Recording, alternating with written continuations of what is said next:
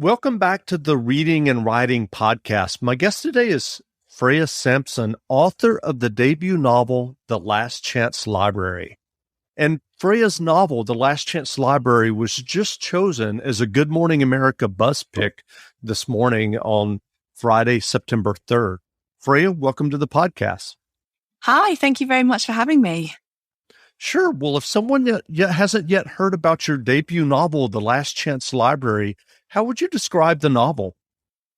It is a novel about a shy young woman who fights to save her library from closure with the help of a group of rather eccentric library patrons.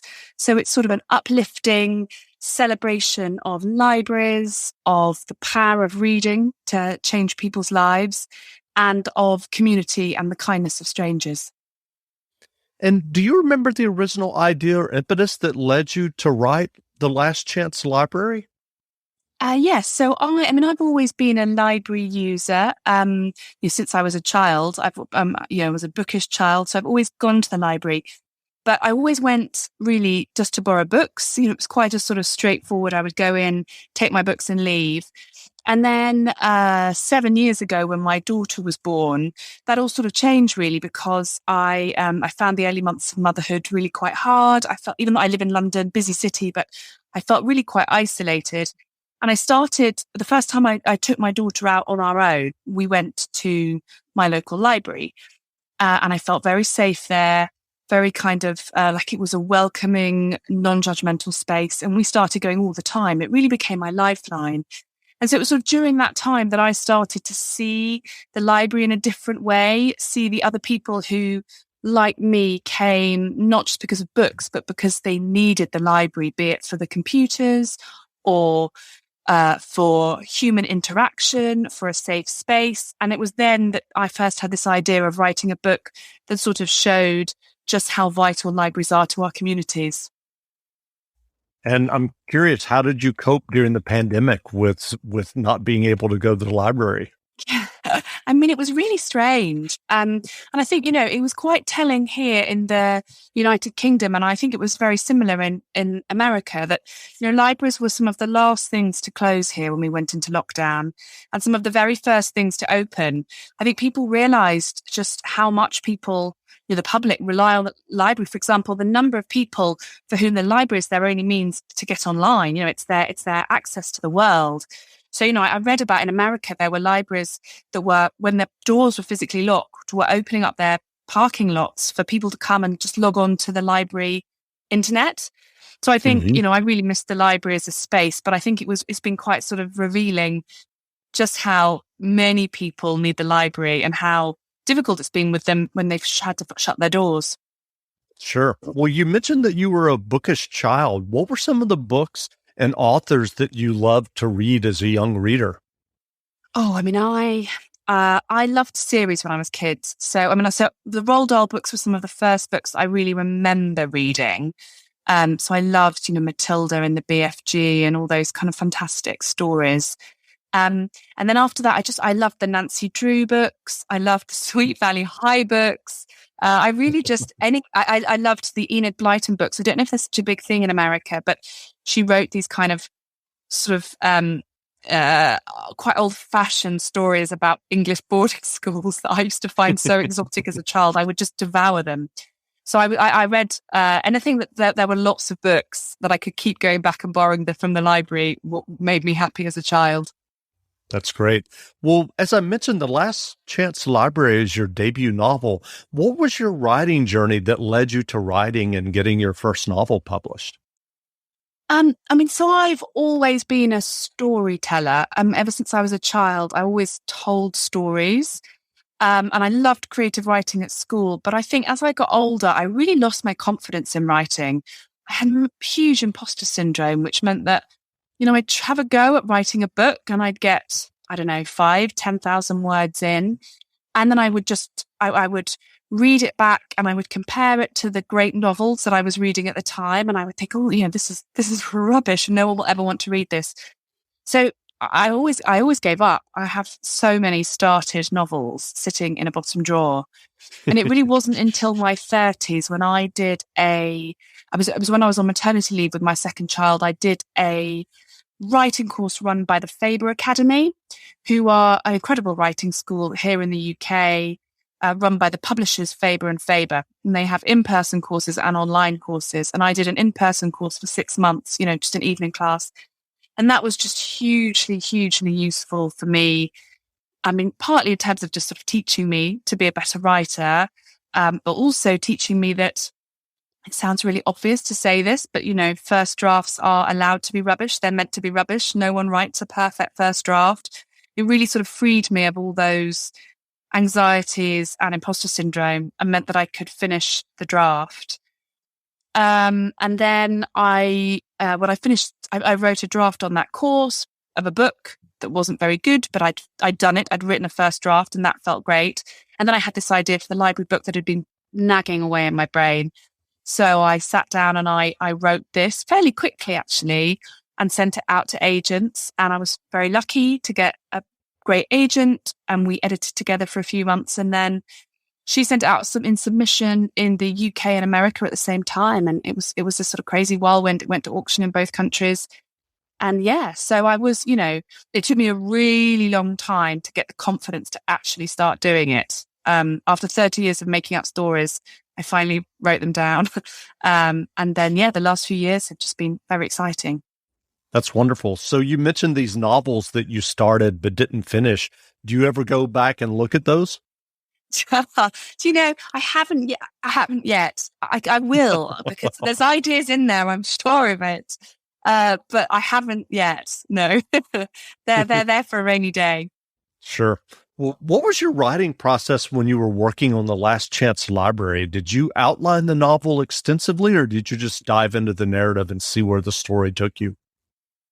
So I'm a plotter, I would say, that's a broad statement, but I do like to sort of know where the book is going. And actually, when I had the idea for this, I sort of pretty much straight away knew what the structure was going to be of the book, because I knew sort of what had to happen and how I wanted it to end.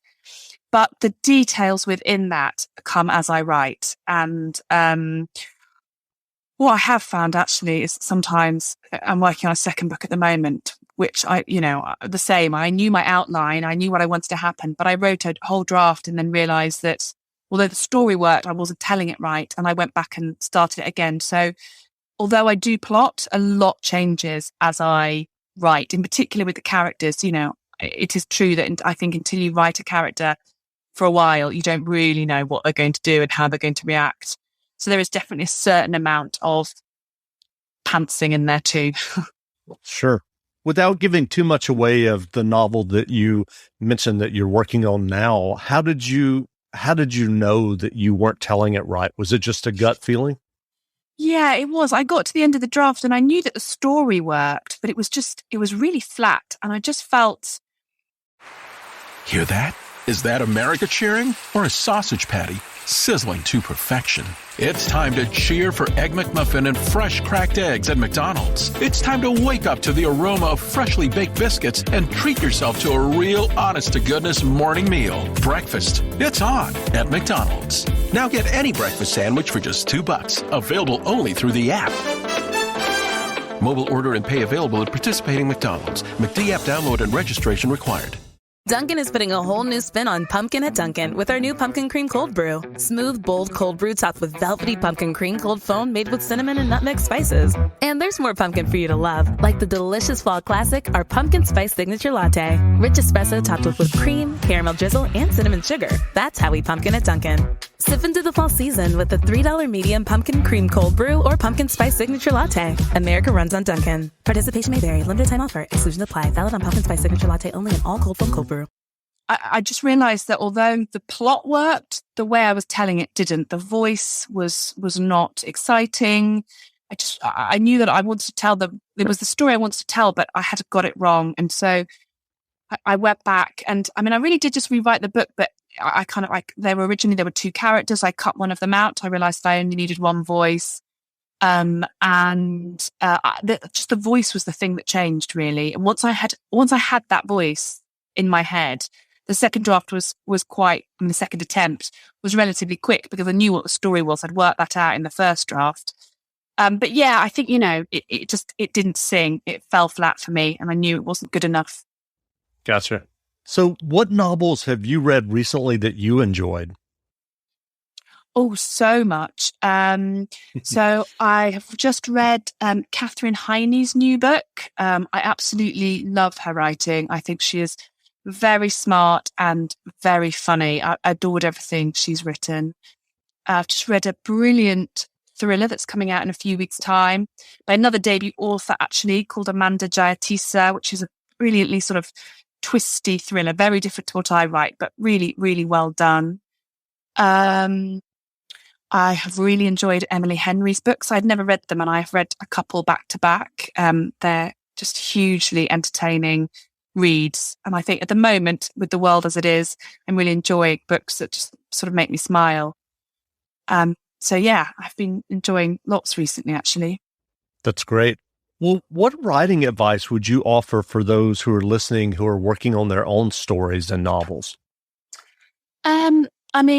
I would say, one, like I already mentioned, I think when you're writing that first draft, don't be put off if the words you're putting down don't feel as good as you want them to be. I don't know many writers who write perfect first drafts. It all happens in the editing. So don't make the mistake I made of being massively sort of disheartened when what you're writing doesn't feel good enough. Just keep going, because the magic happens in the editing.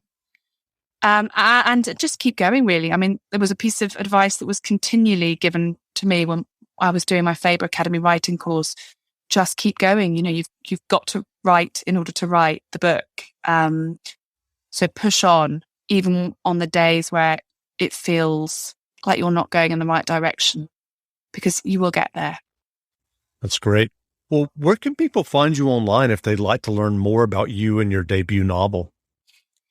So I'm on Instagram and Facebook at Freya Sampson Author, and on Twitter at Sampson F.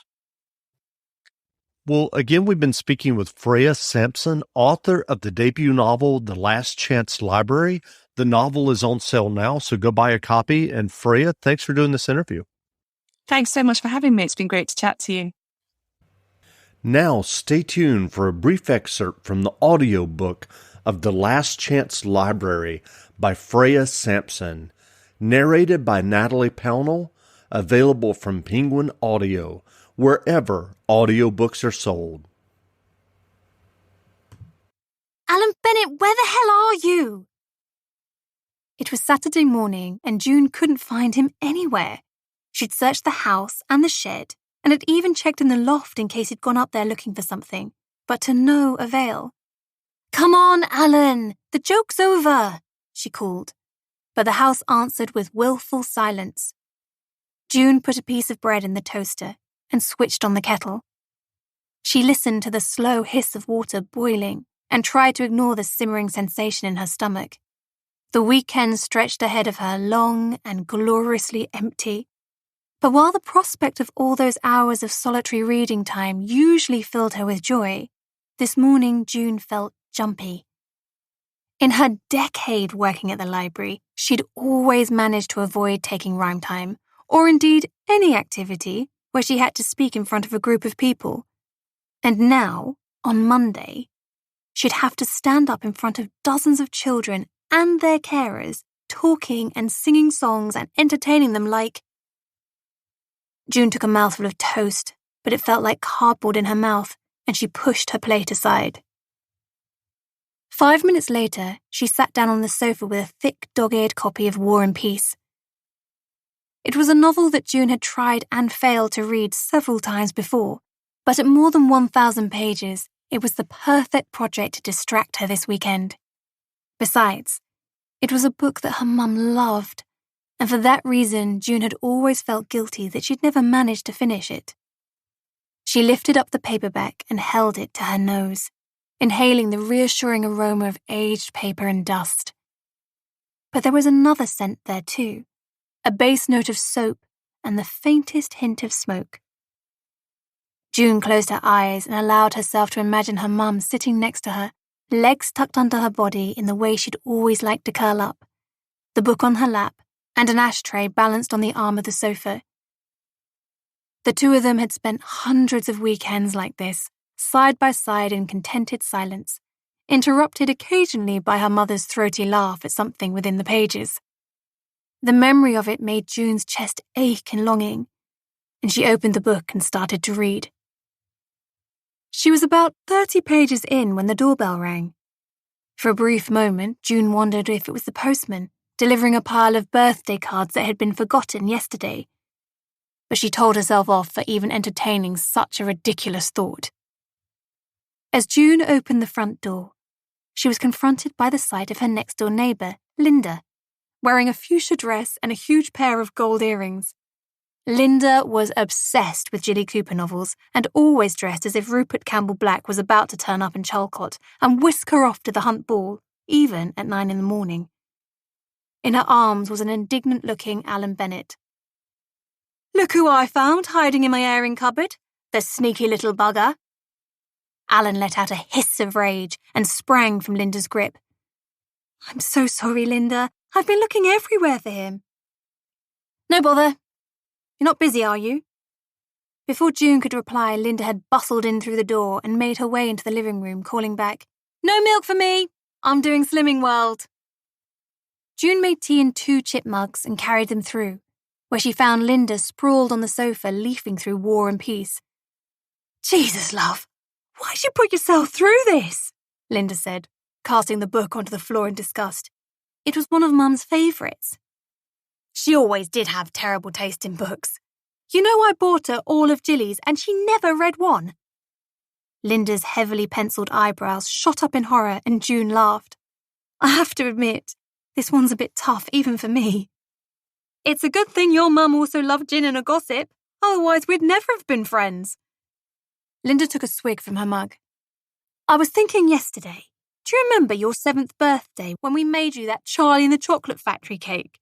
We tried to make a great glass elevator, only we ended up getting a bit tipsy, and the whole thing was skew-if like the Leaning Tower of Pisa." She let out a loud guffaw, splashing hot tea on the sofa. "You guys always made me the best birthday cakes," June said, smiling. For her 6th birthday, her mum and Linda had baked her the giant spider and luminous pink pig from Charlotte's Web. And for her 10th birthday, they tried to make a Hermione and Hagrid from Harry Potter out of sugar fondant, although it had ended up looking like something out of a horror movie.